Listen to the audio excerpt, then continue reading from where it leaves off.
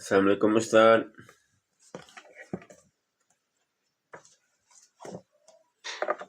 Assalamualaikum. Salam ya Ustaz.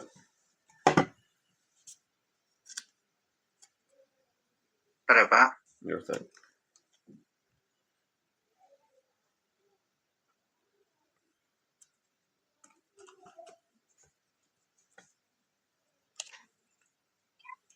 Ya sayang. Enak.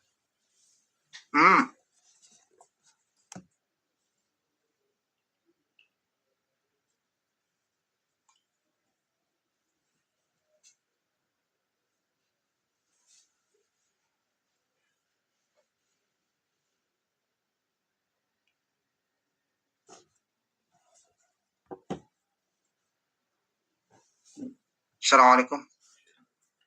Kita mulai Waalaikumsalam Pak ya. warahmatullahi wabarakatuh. Ya Pak Ustaz, salam Pak Ustaz. Bismillahirrahmanirrahim. Assalamualaikum warahmatullahi wabarakatuh. Waalaikumsalam warahmatullahi wabarakatuh. Alhamdulillah hamdan katsiran thayyibatan mubarakan fih kama yuhibbullahu yarda. Asyhadu an la ilaha illallah wahdahu la syarika lah wa asyhadu anna sayyidina Muhammadan abduhu wa rasuluh alladzi la nabiyya wa la rasula ba'dah. Allahumma salli wa sallim ala hadzal nabiyil karim wa nahnu ala dzalika minasyahidin wa syakirin walhamdulillahi rabbil alamin. Subhanakallah la ilma lana illa ma 'allamtana innaka antal alimul hakim. Rabbi adkhilni madkhala sidqi wa akhrijni mukhraja sidqi waj'alni min ladunka sultanan nasira. Allahumma faqihna fid din wa 'allimna ta'wil. Baik, ikhwan kaum yang dimuliakan Allah Subhanahu wa taala, kita lanjutkan pembahasan kita di kitab Dirasat fil Fikr Islam, studi dasar-dasar pemikiran Islam karangan Syekh Muhammad Husain Abdullah. Kita masih bab yang keempat, subbab tentang wanita dan laki-laki di dalam sebagian besar takrif syariah.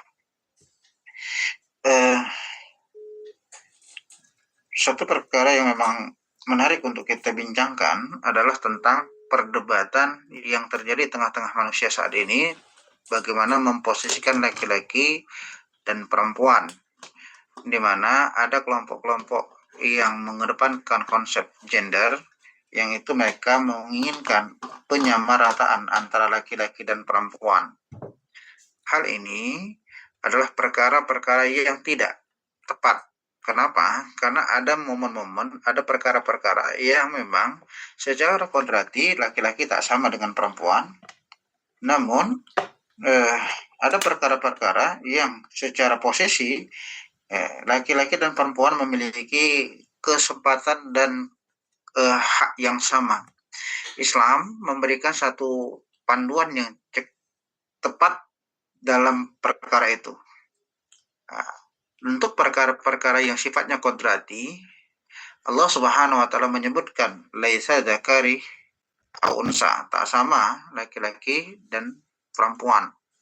Sehingga efek dari ketidaksamaan dalam konsep kodrati tadi menuntut bahwa ada hak dan kewajiban yang tak bisa diserahkan kepada masing-masing mereka karena perbedaan gender. Namun tidak sedikit ayat-ayat yang memberikan penegasan bahwa laki-laki dan perempuan memiliki kesamaan dalam taklif-taklif syariah di bidang-bidang tertentu. Nah, di dalam Al-Quran, Allah Subhanahu wa taala mengingatkan laki-laki yang beriman, perempuan yang beriman, laki-laki yang sabar, perempuan yang sabar, laki-laki yang termasuk orang-orang yang bertakwa dan perempuan yang bertakwa, sehingga ada kesamaan pada posisi itu. Taklif-taklif yang sifatnya non-kodrati, perkara yang bukan bersifat kodrat, maka Allah Subhanahu wa taala mempersamakan taklif dan mempersamakan hak orang-orang laki-laki dan hak orang-orang perempuan di dalam perkara itu. Nah, pada pembahasan kali ini kita akan sedikit memberikan semacam pengantar. Mana perkara yang boleh atau mana perkara yang disamakan antara laki-laki dan perempuan, dan mana perkara yang itu dibedakan oleh Allah Subhanahu wa taala karena perbedaan gender tadi. Poin pertama, wanita mendapatkan hak-hak yang sama dengan laki-laki dalam perkara-perkara yang sifatnya pekerjaan-pekerjaan non pemerintahan. Dalam artian bahwa laki-laki bisa bergerak, bisa mendapati posisi-posisi jabatan di bidang non pemerintahan. Ingat ya, yang dimaksud non pemerintahan ini perkara yang sifatnya leadership, top leader dalam pemerintahan ya. Dalam konsepsi Islam misalnya khalifah, muawin tafwid, kemudian para wali atau para gubernur, kemudian para imalat atau para wali kota, itu semuanya adalah bagian dari jabatan pemerintahan. Nah, kalau jabatan pemerintahan ini sesuai dengan hadis Nabi SAW bahwa hanya boleh diduduki oleh para laki-laki. Dalilnya apa yang disebutkan Nabi SAW dalam hadisnya, tidaklah beruntung satu kaum yang dipimpin oleh seorang perempuan. Ini komentar hadis ini asbabun lurusnya ketika Nabi SAW mendapatkan maklumat bahwa Persia itu kepemerintahannya dipimpin oleh putri dari Raja Persia yang ketika itu Raja Persia meninggal, kemudian diangkatlah putrinya menjadi raja berikutnya, kaisar berikutnya. Maka Nabi berkomentar dengan mengatakan, tidaklah beruntung suatu kaum yang dipimpin oleh perempuan. Sehingga para ulama mengatakan bahwa konsepsi pemerintahan dalam top manajemennya itu tidak boleh dipegang oleh perempuan. Selain daripada itu, kalau kita baca dalam struktur negara khilafah misalnya, itu ada namanya qadhi, ada yang namanya Departemen Kemaslahatan Umat, termasuk diantaranya surtah dan sebagainya. Itu laki-laki dan perempuan punya hak sama dalam posisi itu. Mereka boleh mengemban jabatan, mengemban amanah dalam bidang industri, dalam bidang pertanian, pendidikan, dan sebagainya. Termasuk Islam memberikan hak kepada perempuan untuk berdagang, berwirausaha, sama seperti hak ini diberikan kepada laki-laki. Nah, sekarang dalam konsepsi ijarah misalnya, tidak ada satupun syarat maupun rukun yang mempersyaratkan pelaksana ijarah itu adalah berdasarkan gender laki-lakiannya, tidak. Nah, dalam akad ijarah misalnya, akad kerja, ajir dan muajir, itu yang dipersyaratkan cuma dua. Satu, ya Pak Des, satu adalah akilan, yang kedua balighan. Satu berakal, yang kedua baligh. Tidak dipersyaratkan bahwa laki-laki atau perempuan, tak dipersyaratkan dia muslim atau non muslim. Termasuk dalam pengembangan harta, laki-laki boleh mengembangkan, boleh mentasyarufkan harta, maka perempuan pun sama. Dalam Islam, perempuan punya hak untuk mentasyarufkan harta. Kenapa? Karena memang tidak dibedakan. Karena perkara ini syariat tidak membedakannya, karena perkara ini bukan perkara yang sifatnya kodrati. Sehingga hak dan kewajibannya sama. Kalau terjadi kejahatan pun laki-laki dan perempuan itu sama dihukumnya. Makanya kita temukan dalam hadis misalnya, az-zaniyatu waz-zani, penzina perempuan, penzina laki-laki, fazlit, jilid mereka dengan 100 kali jilid, mi'atan jildan, kata Allah Subhanahu wa taala. Atau asyarik wasyarikatu, pencuri laki-laki, pencuri perempuan, faqta'u aydiyahuma, tak potong tangan keduanya. Menunjukkan bahwa ada kesamaan, ada kesetaraan yang diberikan syariat kepada laki-laki dan perempuan dalam bidang itu. Kemudian yang kedua, wanita memiliki hak untuk menduduki salah satu jabatan negara yang tadi saya katakan di awal bukan perkara yang sifatnya pemerintahan. Termasuk diantaranya adalah larangan untuk menduduki jabatan Amirul Jihad dan jabatan Qadhi Qudat atau Qadhi Mazalim. Tapi untuk perkara yang lain, Qadhi Misbah misalnya, Qadhi Hisbah atau Qadhi biasa, itu boleh. Dalilnya apa? Af'alnya Umar bin Khattab yang itu diaminkan oleh para sahabat, sehingga ini sepakat para ulama bagian dari ijma. Ya. Di mana di masa Umar bin Khattab ada seorang hakim hisbah itu dari kalangan perempuan dan itu sangat terkenal. Termasuk di bidang pendidikan, bahwa kita tahu istri Rasulullah SAW, Ummul Mukminin Aisyah radhiyallahu anha, itu juga menjadi seorang pendidik. Dan murid beliau itu tidak terbatas hanya seorang perempuan saja, tapi ada juga murid-murid beliau yang juga berjenis kelamin laki-laki. Dan fakta-fakta para ulama setelahnya itu juga menunjukkan perempuan juga punya hak di bidang pendidikan. Termasuk juga perempuan berhak dari bidang kedokteran. Karena memang sejarah mencatat banyak dokter-dokter di kalangan perempuan dan terkhusus mereka memang disiapkan untuk mengobati kalangan perempuan, lebih terbuka. Walaupun tak dilarang ya, dalam Islam itu boleh saja seorang pasien perempuan berobat kepada dokter laki-laki atau sebaliknya, pasien laki-laki berobat pada dokter perempuan. Tapi ingat ya, batas interaksinya adalah sahibul hajat saja, yaitu berobat.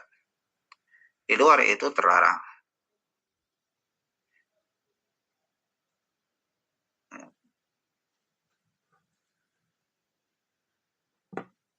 Yang ketiga, wanita memiliki hak untuk menjadi salah satu anggota majelis syura. Majelis termasuk diantaranya adalah majelis wilayah dan majelis umat. Ya.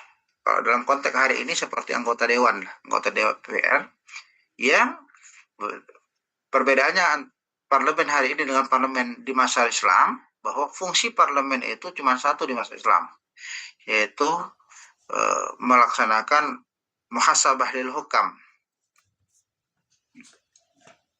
kemudian melakukan musyawarah kalau memang diminta oleh khalifah, diperlukan musyawarah lil hukam, muhasabah lil hukam wa musyawarah bil hukam, melakukan proses koreksi kepada kebijakan penguasa ketika kebijakan itu tidak sesuai dengan hukum syariat atau tidak sesuai dengan kepentingan lapangan, dan memberikan masukan-masukan kepada pemerintah, dalam hal ini khalifah, untuk menjalankan proses riayatul ummah, mengurus urusan umat dengan standarisasi Islam dan memastikan bahwa umat ini betul-betul terayomi dan terpelihara kebutuhannya. Dan itu tugas dari majelis umat atau majelis wilayah. Berbeda dengan konsep pemerintahan hari ini, di mana anggota parlemen itu punya 3 tugas. Tugas utamanya adalah budgeting. Tugas ambil 3 ketul asing. Apa itu Pak Des? Iya Pak Des.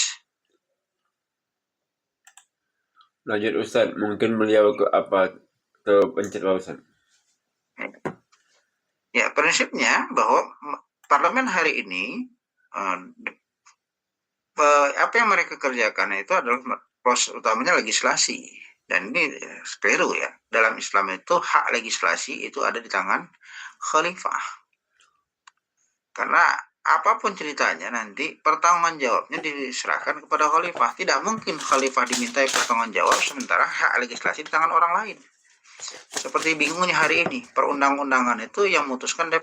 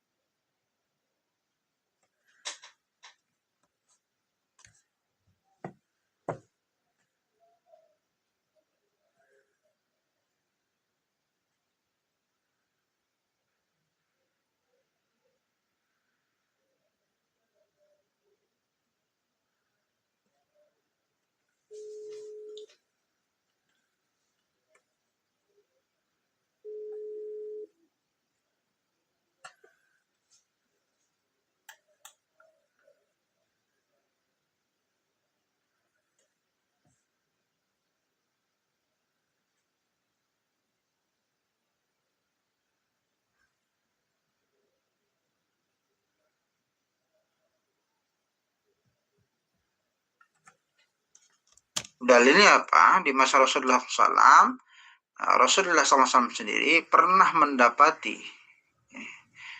dan pernah bermusyawarah dengan beberapa perempuan terkait satu dan lain hal, termasuk diantaranya istri beliau, Ummu Salamah, dalam perjanjian Hudaybiyah, di mana terjadi satu polemik besar ya, di mana kan para sahabat itu sudah siap untuk umroh, sudah melaksanakan ihram, kemudian gara-gara perjanjian Hudaybiyah batal ihram, batal umrohnya atau batal hajinya, alhasil secara fikih mereka harus menyembelih hadyu. Maka Rasulullah SAW melihat kekecewaan para sahabat terkait batalnya mereka berangkat haji, maka untuk memerintahkan mereka menyembelih hadyu, Rasulullah SAW butuh teknis. Ya.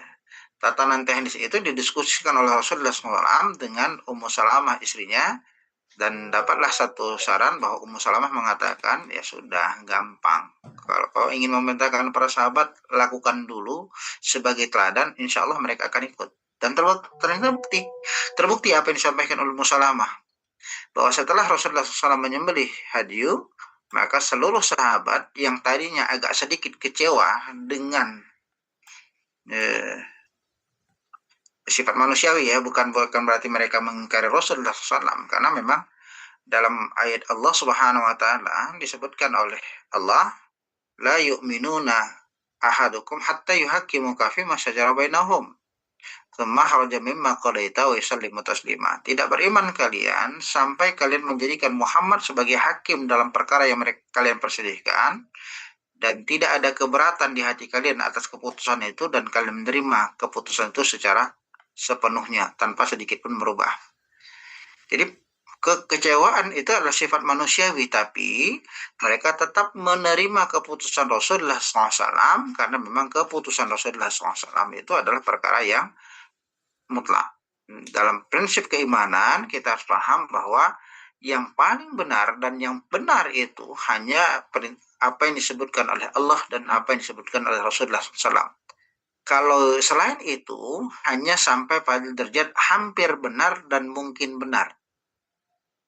Itu dalam konsep iman ya, dalam konsepsi akidah, seorang muslim itu harus meyakini bahwa satu-satunya kebenaran di muka bumi itu adalah Al-Quran dan As-Sunnah. Itu satu-satunya kebenaran mutlak. Sementara selain dari Al-Quran dan As-Sunnah hanya bisa mencapai derajat hampir benar dan mungkin benar. Ini disebutkan di dalam kitab At-Tafkir. Syekh Taqiyuddin An-Nabhani juga mengingatkan itu, bahwa tafkir, proses berpikir seorang insan, terutama seorang mukmin, itu harus sampai pada pemahaman bahwa yang benar itu adalah apa yang diturunkan oleh Allah Subhanahu wa taala, yaitu wahyu berupa Al-Qur'an dan wahyu berupa hadis. Sementara selain itu, dugaan kuatnya benar, atau bahasa saya tadi hampir benar atau mungkin benar. Ini konsep akidah ahli sunnah wal jamaah yang harus dipahami. Jadi prinsipnya Islam menempatkan perempuan dengan posisi yang amat sangat layak, menyesuaikan apa yang menjadi perkara kodrati dan menyesuaikan perkara-perkara yang non kodrati, sehingga ada perkara yang bisa disamaratakan antara laki-laki dan perempuan, baik itu pada sisi hak dan kewajiban.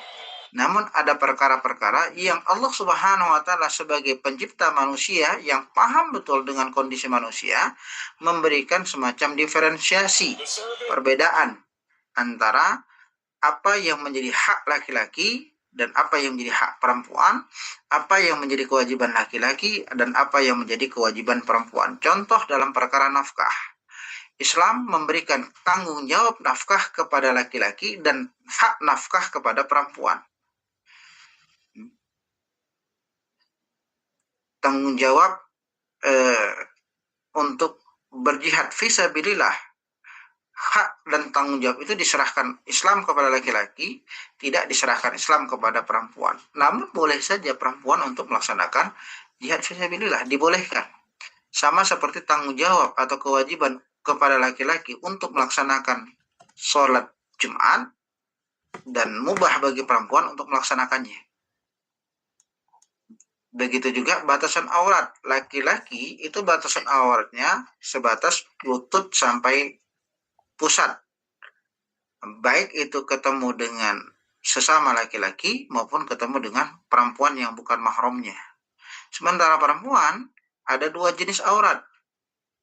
Kalau ketemu dengan sesama mahram atau sesama perempuannya, maka batasan aurat secara fikih dari dada sampai lutut.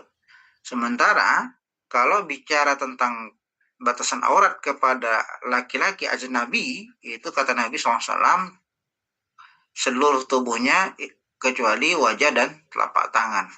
Itu yang menjadi batasan aurat. Jadi ada perkara yang sifatnya dibedakan laki-laki dan perempuan, ada yang perkara yang sifatnya disamakan laki-laki dan perempuan. Termasuk hak talak diberikan oleh Islam kepada laki-laki, bukan kepada perempuan. Perempuan cuma diberikan hak untuk mengajukan fasah, pembatalan pernikahan antara dirinya dengan suaminya dengan beberapa sebab yang itu dijelaskan di dalam kitab Nizamul Ijtimai. Setidaknya ada 8 sebab.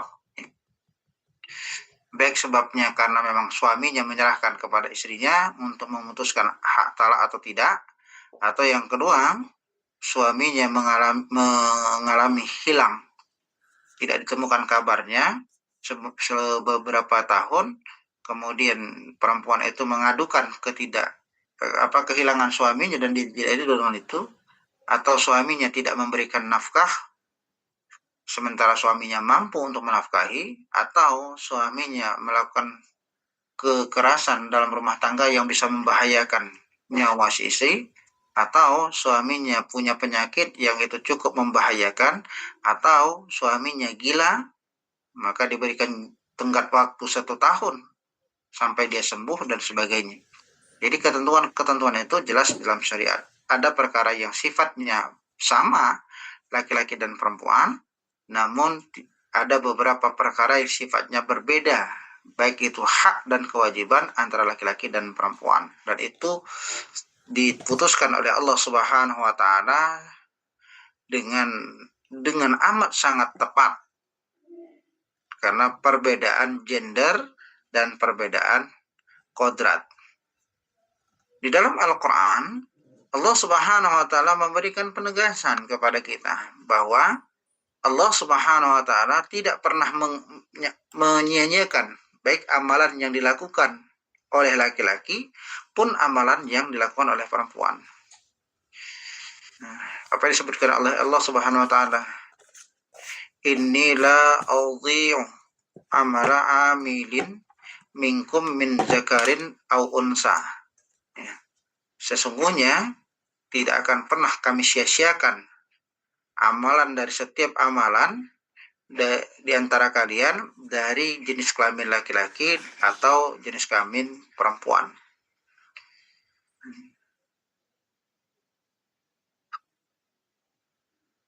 Kenapa? Karena amalan-amalan mereka, baik laki-laki dan perempuan, punya nilai di sisi Allah Subhanahu wa taala. Jadi laki-laki yang berpuasa, perempuan yang berpuasa, laki-laki yang sholat, perempuan yang sholat, laki-laki yang beramal solih dan perempuan yang beramal solih, sama nilainya di sisi Allah Subhanahu wa taala.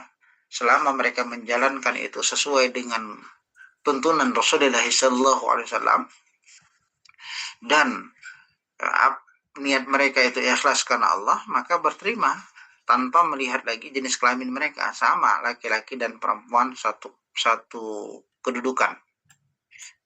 Dan termasuk apa yang disebutkan oleh Allah Subhanahu wa taala ketika Allah Subhanahu wa taala memberikan semacam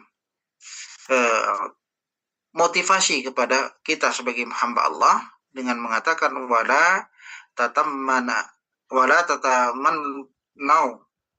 ma faddalallahu bihi ba'dukum ala ba'din.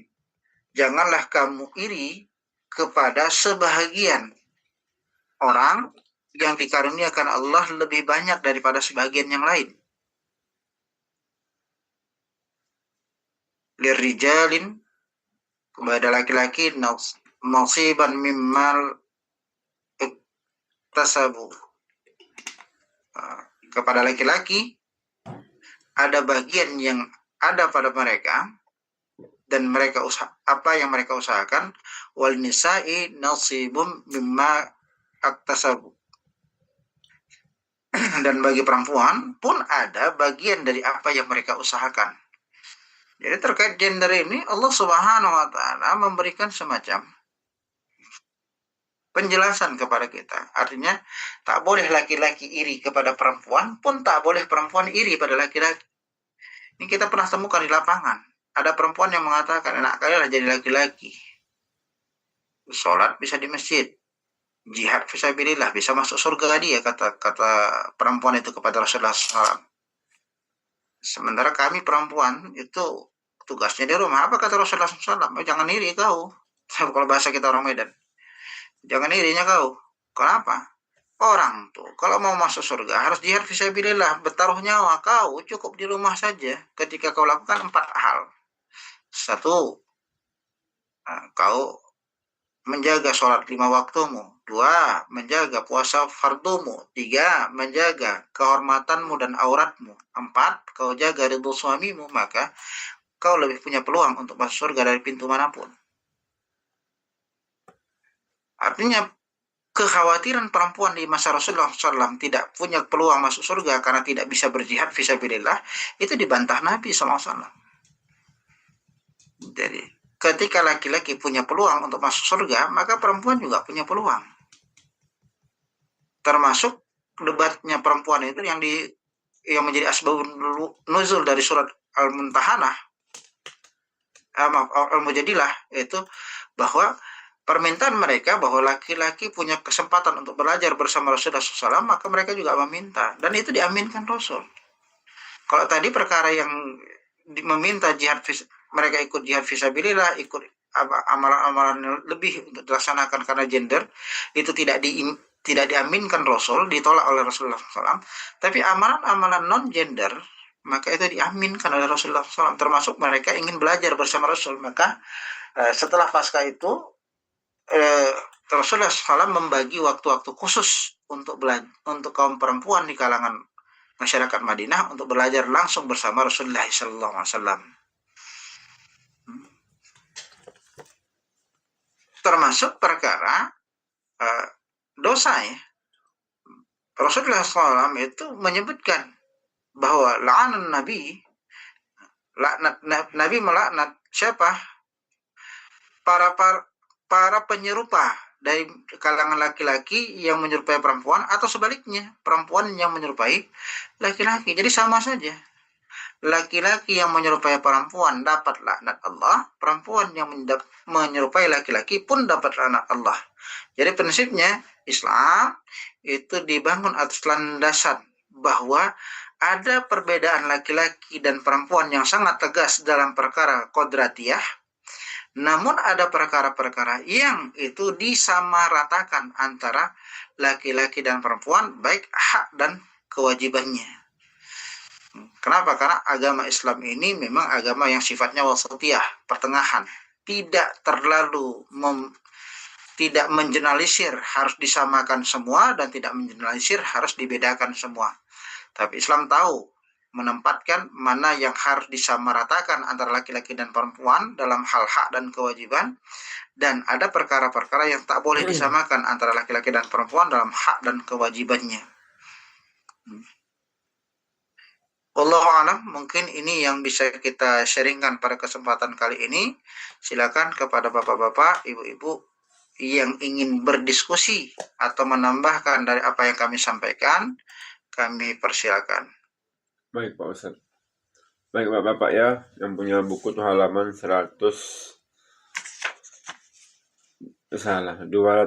ya, sampai dengan 12.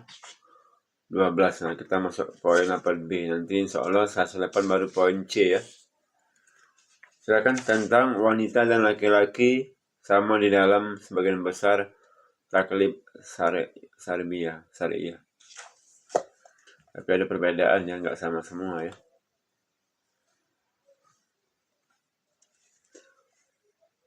Berarti Pak Ustadz kalau yang kita tengok yang saya pesan berarti apa namanya? Udah ngeri lah sekarang Pak Ustadz ya. Karena kan udah mau dihalalkan ya apa namanya? Sudah mau legal ya apa yang kaum LGBT Ustadz ya. Ya, Pas di Aceh, mereka sedang mengusahakan untuk merubah undang-undang tahun nomor 1 tahun 70 terkait undang-undang pernikahan, bahwa mereka meminta agar disahkan pernikahan sesama jenis. Udah ngeri ya. Dan mereka bersembunyi, ada sekitar 12 LSM yang mendukung mereka, dan ada beberapa lembaga filantropi yang ikut juga menyokong. Dan ini cara masif mereka lakukan ya. Dan kita paham bahwa Islam itu menghargai perbedaan tapi tidak menghargai penyimpangan. Terkait penyukaan terhadap sesama jenis itu adalah penyimpangan, bukan perbedaan. Jadi tidak bisa disamakan dengan konsep minoritas dalam bidang akidah ya. Nah, itu minoritas dalam kesesatan ya sudah, yang namanya sesat itu nggak boleh terima. Tidak ada tempat sama sekali kepada kaum Nabi Lut. Ya. Makanya Nabi SAW itu sampai menyebutkan kepada kaum Nabi Lut itu fa'il dan maf'ulun bih, pelaku dan korbannya dua-duanya dibunuh, kata Nabi SAW. Kemarin saya sempat ikutin beberapa podcast itu mengatakan, salah satu dokter itu mengatakan kalau laki-laki sudah hati-hati, jangan mencoba untuk melaksanakan aktivitas sodom. Kenapa? Karena di bagian dubur atau di bagian anal itu ada semacam G-spot. Kalau sekali disentuh itu akan ketagihan. Makanya Nabi SAW itu sampai mengatakan jangan pernah berkasihan kepada mereka yang melakukan aktivitas kaum Nabi Lut. Maka yang dilakukan apa? Bunuh, baik itu fa'il pelakunya maupun maf'ulun bih objeknya, dua-duanya. Kenapa? Karena dia menjadi paket yang akan menularkan kepada yang lain nanti. Korban akan melakukan aktivitas mereka yang pernah disodomi itu akan melaksanakan aktivitas menyodomin. Izin Pak Ustadz bertanya. Silakan Pak Abu silakan Pak. Ya, Assalamualaikum warahmatullahi wabarakatuh. Waalaikumsalam warahmatullahi wabarakatuh. Saat ini Pak Ustadz, di zaman saat ini yang saat ini penuh fitnah, banyak perempuan karir yang memimpin baik di organisasi maupun di perusahaan-perusahaannya. Itu sedangkan karyawannya, anggotanya adalah para lelaki yang memang tadi dibilang Pak Ustadz bahwa kita ini berhak untuk menjadi leadership.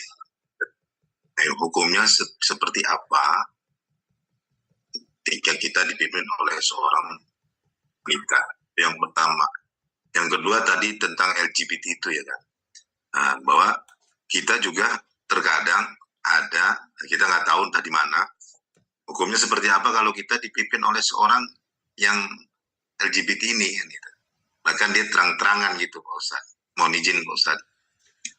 Oke. Pertama terkait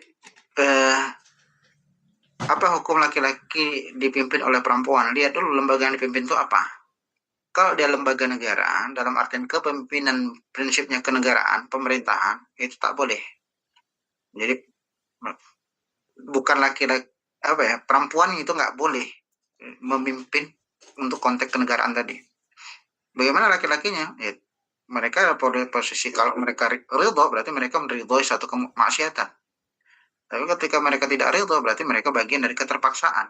Maka terbebasnya pena hisab bagi mereka yang terpaksa, kata Rasulullah SAW. Dan sekarang kan sistemnya kita memaksa bahwa ada orang-orang yang memang naik jabatan menjadi pimpinan itu dengan dengan dasar yang kadang-kadang bertentangan dengan syariat. Maka apa yang terjadi? Kita kan nggak bisa mengatakan tidak. Contoh di beberapa daerah itu kan gubernurnya perempuan.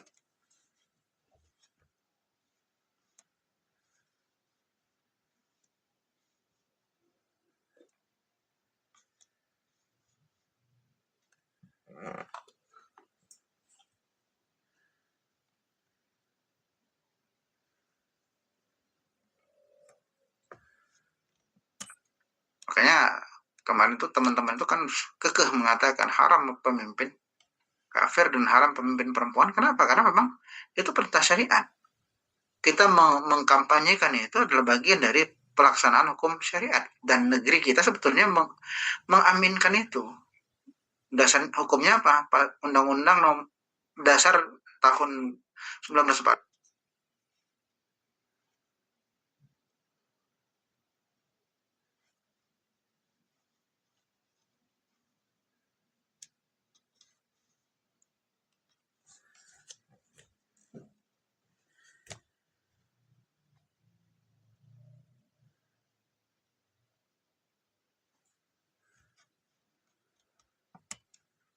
Ya berdosa. Kalau dia tidak ridho, bahkan dia bagian dari orang-orang yang dimaafkan atas kemaksiatan itu. Karena perintah dari syariat itu man ra'a munkaran fa yukhairu biyadih fa illam yastati fa bilisani fa illam yastati fa biqalbih. Dan Nabi mengatakan wa hadza adhaful iman. Kalau kau lihat kemungkaran, maka cegah dengan tanganmu, kekuasaanmu. Tak punya kuasa, maka cegah dengan lisanmu, ucapan. Tak berani ngomong, maka minimal benci dengan hati. Salah satu bentuk kebencian dalam hati itu adalah ketidakridhaan. Kalau dia ridho berarti dia nggak benci. Saya diam Ustaz. Ingat dalam konteks kaidah ulama mengatakan as-sukut bimakna ridho. Diam itu artinya ridho. Jadi kita duduk ke tempat-tempat maksiat, kita nggak ngapain, cuma duduk saja, diam, tanpa ada berbicara, tanpa apa. Contoh kan numpul di kalangan, ini yang memang agak bahaya di bagian pekerja, itu di middle management, itu biasanya ketika kumpul top management dengan middle management, itu salah satu hidangan yang kadang-kadang muncul adalah minuman keras. Saya nggak minum, cuma duduk saja di sudut. Maka duduk di sudut dengan kumpulan orang-orang yang minum tadi, dan mereka muslim, maka kita kena. Kenapa? As-sukut bimana ridho. Itu kata para ulama. Diam itu berarti setuju. Dan kita tidak boleh diam, tidak boleh setuju dengan kemaksiatan. Gimana caranya? Pindah dari situ. Pergi dari situ. Ya, dengan berbagai macam alasan. Nah, ketika komunikasi, ketika pembicaraan itu pembicaraan pure pekerjaan, ya sudah kita terlibat di situ, tapi sudah berpoin untuk bersulang dalam keadaan minuman keras, ya kita minta izin pindah.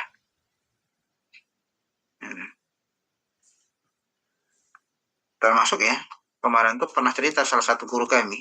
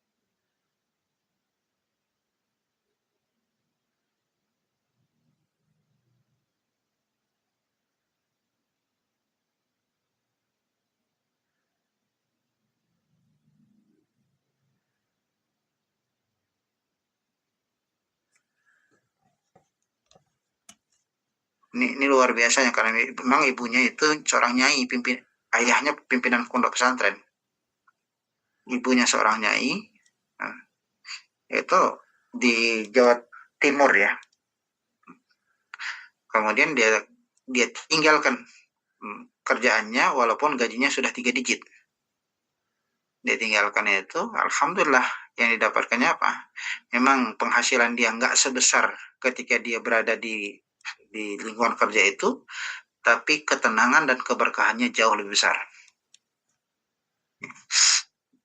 Kemudian bagaimana sebuah negara? Maaf, masih lanjutkan tadi. Prinsipnya yang dilarang oleh Nabi SAW menurut pendapat para ulama adalah untuk level kenegaraan, pemerintahan. Tapi level organisasi, kemudian level perusahaan, itu nggak masuk hitungan. Jadi boleh saja CEO itu seorang perempuan, boleh saja dirut itu seorang perempuan, nggak ada masalah. Cuma nanti bingungnya pada sisi ada masa-masa di mana pelaporan itu bersifat khalwat nanti. Nah, bertemunya laki-laki dan perempuan di dalam satu ruangan yang sifatnya tertutup. Nah, ini bahaya nanti. Ada pelanggaran syariat yang sifatnya berkhalwat dalam khalwat yang dilakukan oleh laki-laki dan perempuan yang itu diharamkan dalam Islam. Itu nanti bebannya di sana. Tapi selama dipastikan tidak ada khalwat di dalamnya, ya nggak ada masalah. Ya. Nah, jadi prinsip ini yang harus dipahami. Kalau yang lain tidak. Jadi pelanggaran itu bukan pada pelanggaran karena dia perempuan atau pimpinan tertinggi perempuan kalau dalam perusahaan. Bahkan boleh seorang perempuan itu menjabat sebagai menteri. Menteri boleh. Dalam pandangan ulama-ulama yang kami dapatkan itu perempuan boleh menjabat seorang menteri.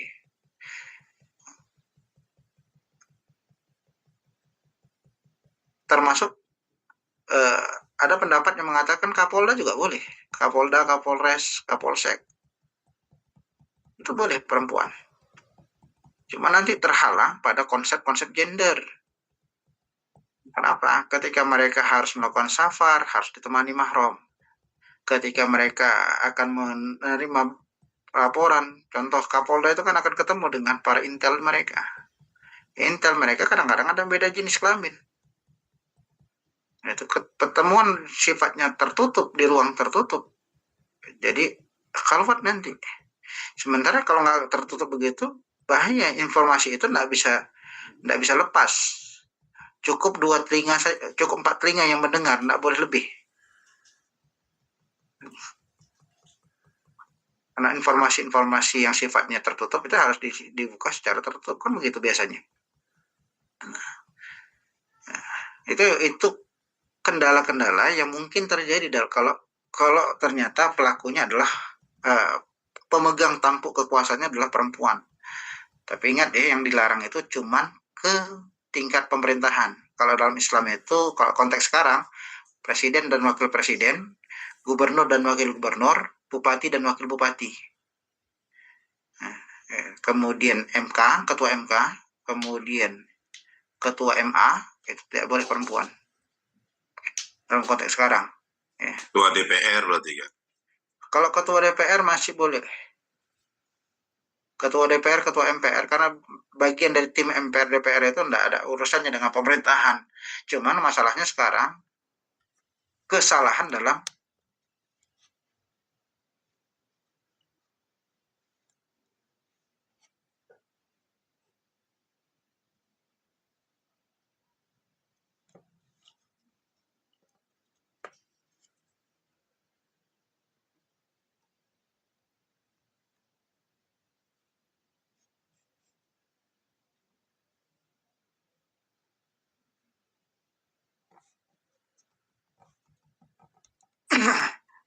mereka yang mengkampanyekan, menyetujui seorang LGBT saja di dalam Islam, para ulama mengatakan itu, saya kemarin baca literatur, disebut sebagai pelaku murtad.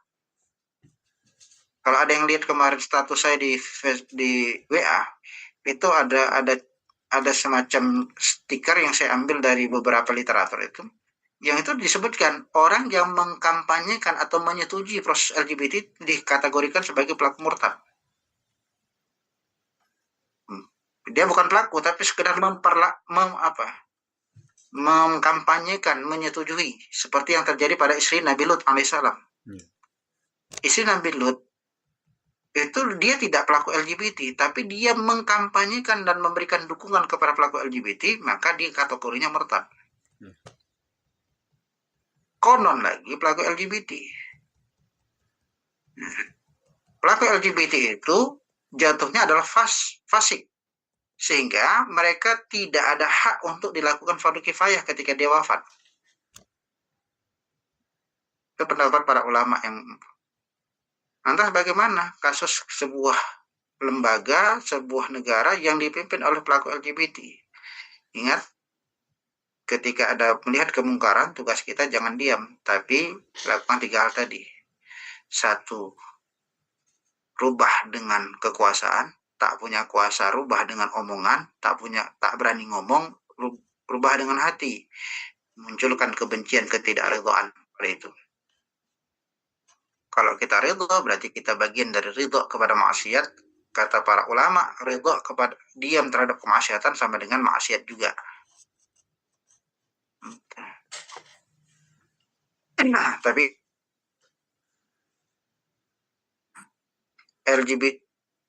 menuduh LGBT, menuduh zina itu perkara kehormatan. Perkara kehormatan dalam syariat itu wajib qot'i. Tuduhan itu berwajib qot'i.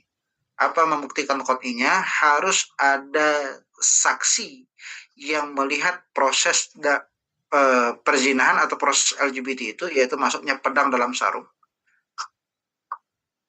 Minimal 4 orang.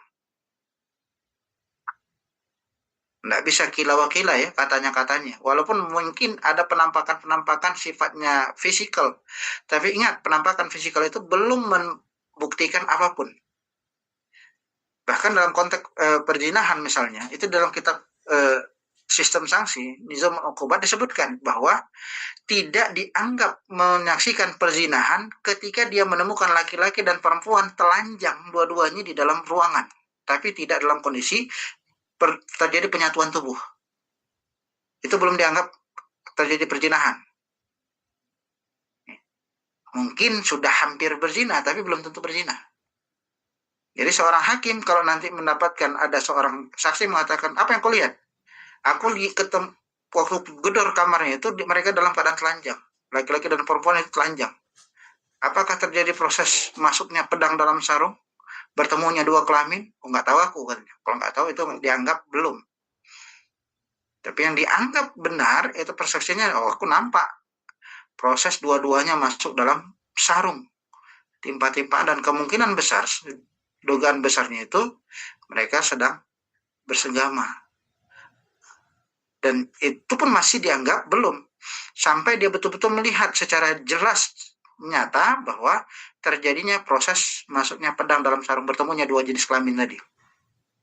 Itu baru dikatakan saksi perzinahan.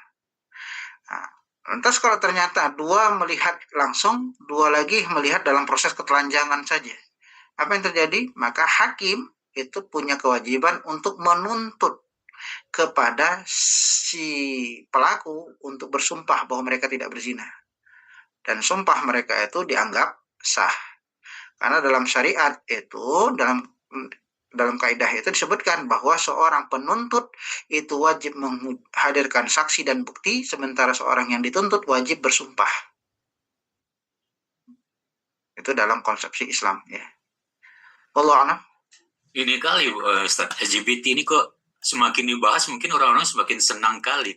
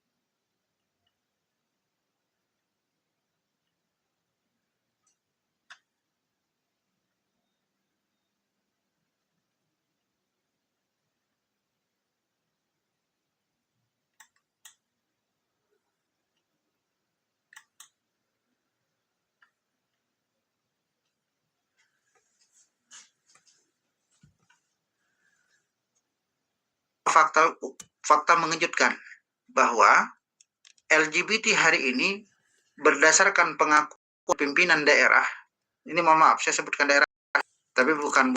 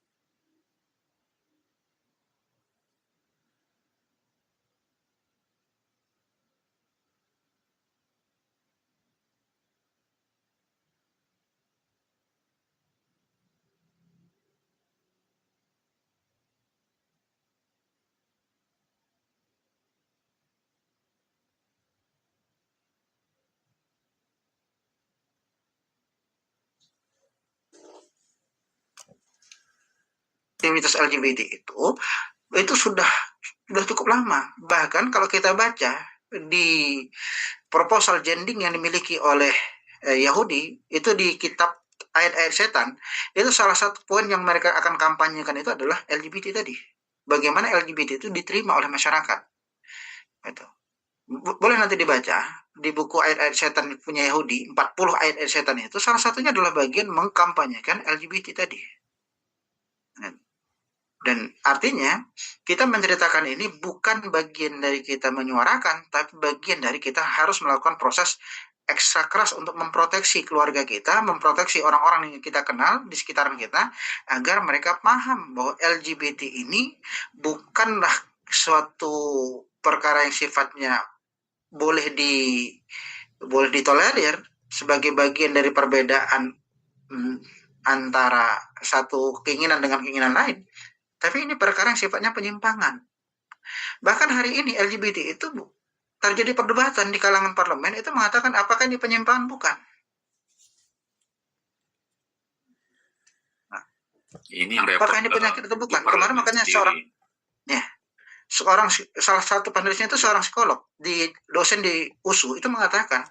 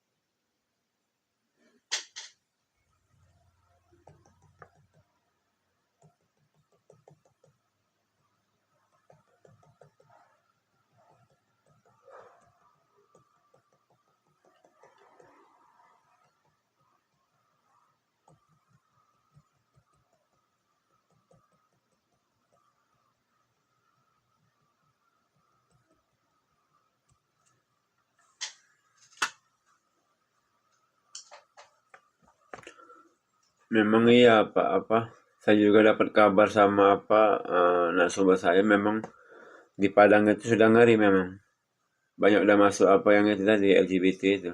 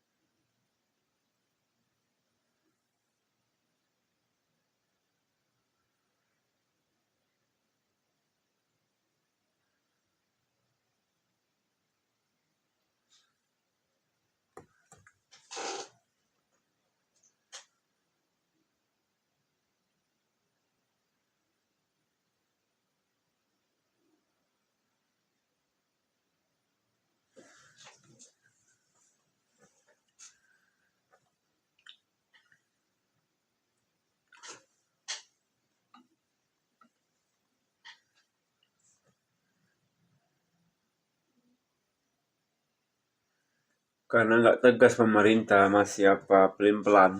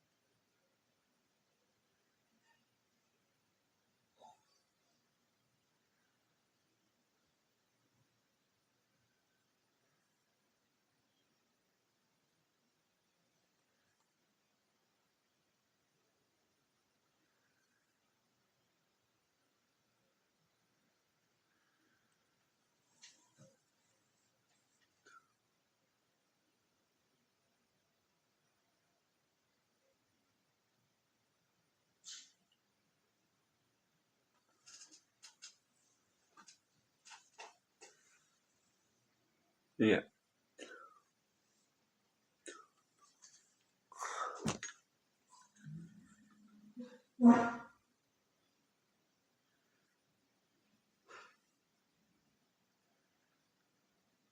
betul.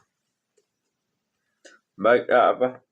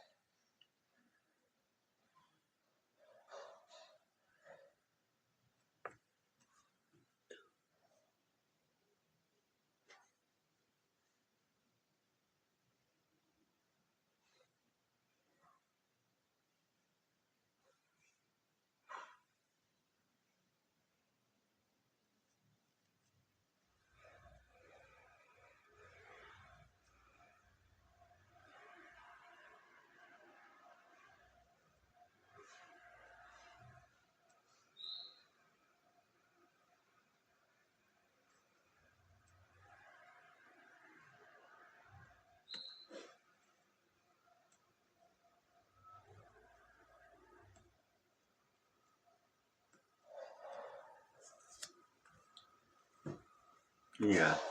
Rayuan pasal apa namanya? Rayuan maut Pak Ustaz ya? Rayuan gombal.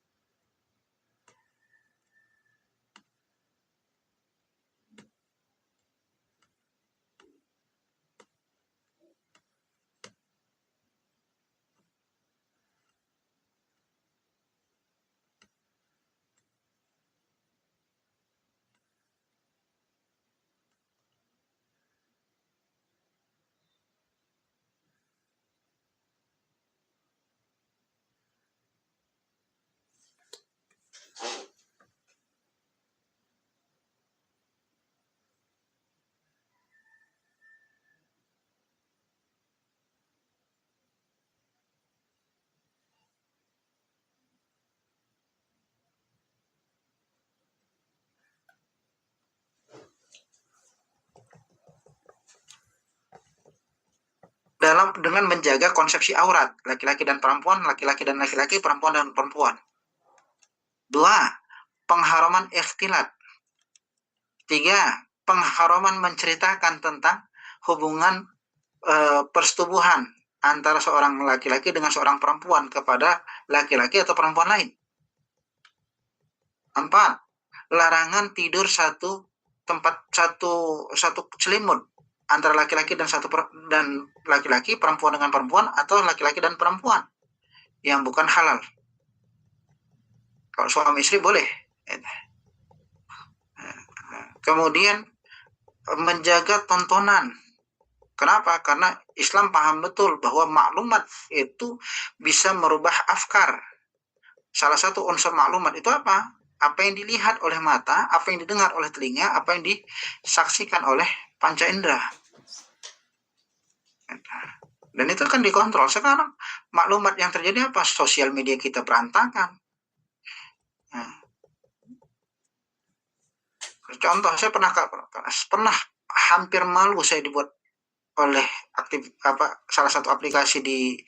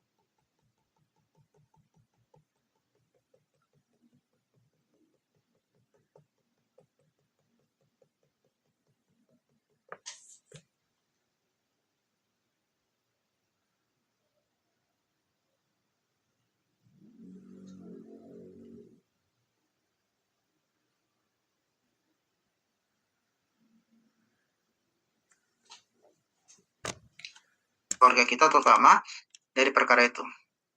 Allah alam. Tadi Pak Deswandi silakan. Ini kita sampai 7.15 ya. Biasa tadi awal tadi sebelum Pak Dedi saya ada ucapan assalamualaikum, tapi belum ada jawaban. Waalaikumsalam. Ini samar antaranya dia laki-laki tapi kelaminnya wanita, kelaminnya berlaku wanita gitu kan. Begitu juga sebaliknya. Nah, bagaimana dengan orang yang sudah mengganti secara penuh kelaminnya itu? Contoh influencer LL, inisial LL itu kan, sehingga mendapat sertifikat dari Menteri HAM bahwa dia sudah berubah kelamin dan menyatakan memang dia sebagai seorang wanita full gitu, Ustaz. Dalam itu Islam,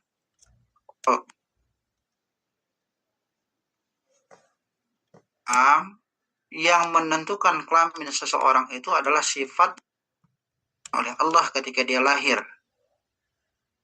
Siapa yang mengganti ciptaan Allah, maka dapat laknat Allah dari mulai dia lahir sampai dia melakukan proses penukaran itu sampai dia wafat. Pengakuan dari seorang hamba tidak pernah sedikit pun memberikan bantahan kepada keputusan Khalik. Ya. Prinsipnya, Pak, kesepakatan di antara para kopral tidak pernah bisa merubah keputusan jenderal. Walaupun dalam hal ini dia kopral kepala memberikan pengakuan bahwa si A adalah kopral 2. Si A aku angkat jadi kopral 2 dan ini surat rekomendasinya. Tapi jenderal mengatakan enggak, dia enggak bisa kopral 2. Turun dia lagi. Nah, maka yang keputusan mana yang berlaku? Apakah keputusan kopral kepala tadi atau keputusan jenderal? Tentu secara logika mengatakan keputusan jenderal. Siapalah seorang menteri HAM itu?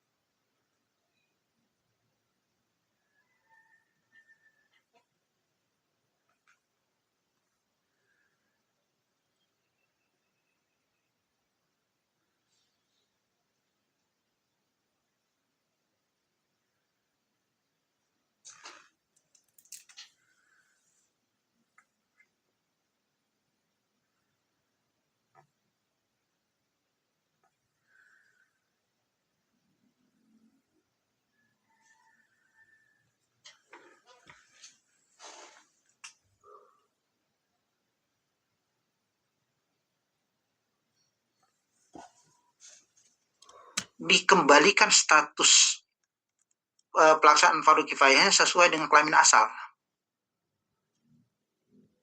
Contoh seorang artis pelawak itu dulu, penyanyi,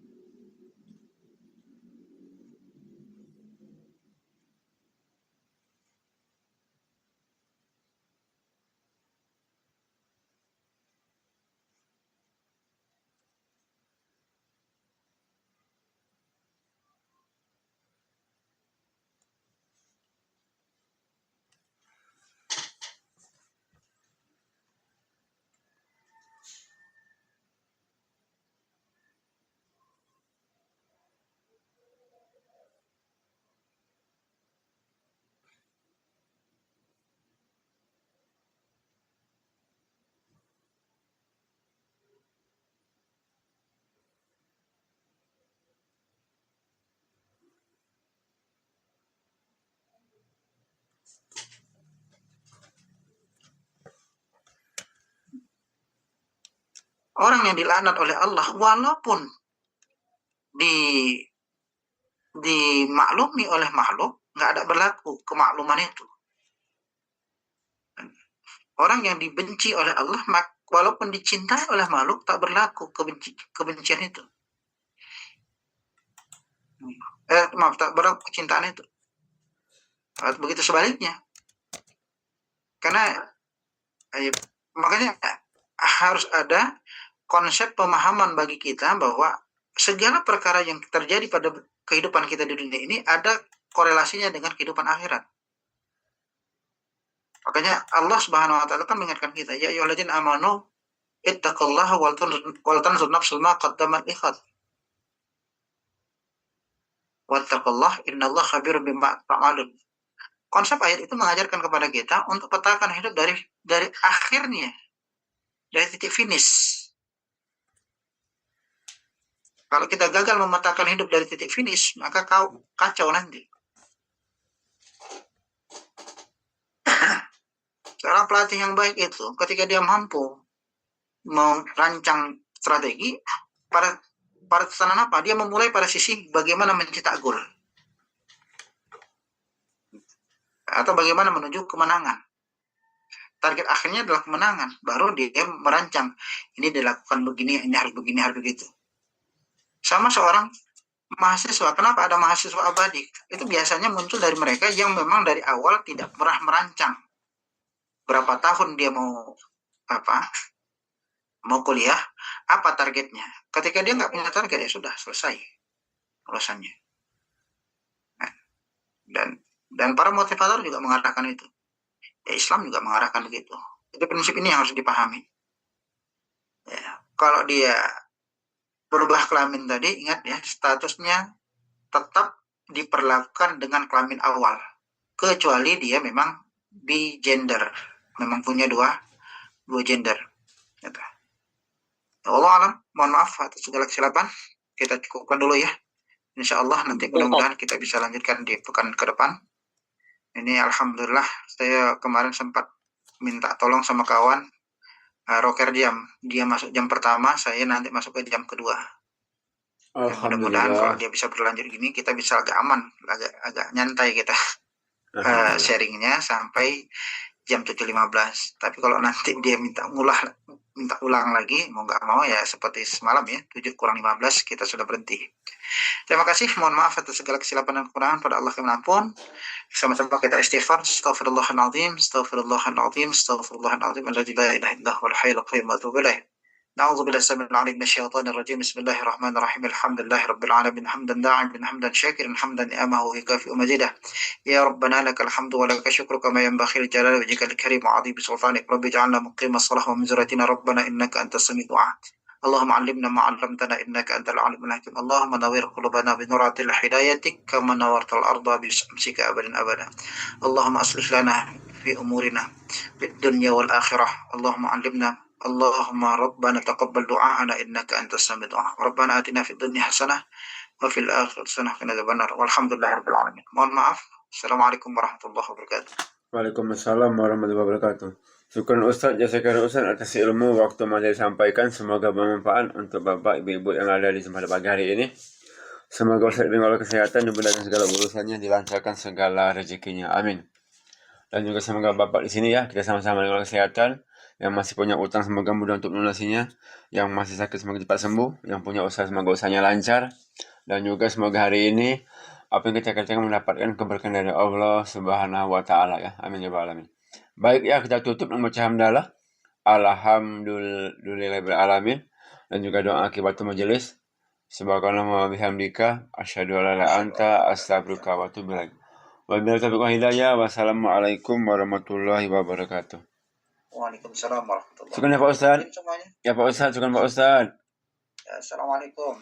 Waalaikumsalam warahmatullahi wabarakatuh. Baik ya Bapak-Bapak semuanya.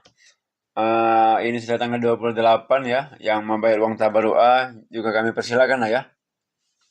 Baik, makasih ini semuanya Pak Des, Bang Surya, Pak Asma, Pak Batan, Pak Dedi, Pak Junaidi, Pak Nur, Pak Mantondang, Bang Reja, Pak Jarod, Pak Sukron, juga Pak Juraidi. Terima kasih semuanya. Sampai jumpa lagi besok ya. Selamat beraktivitas, salam sukses, Allahu Akbar. Assalamualaikum warahmatullahi wabarakatuh. Saya tutup ya.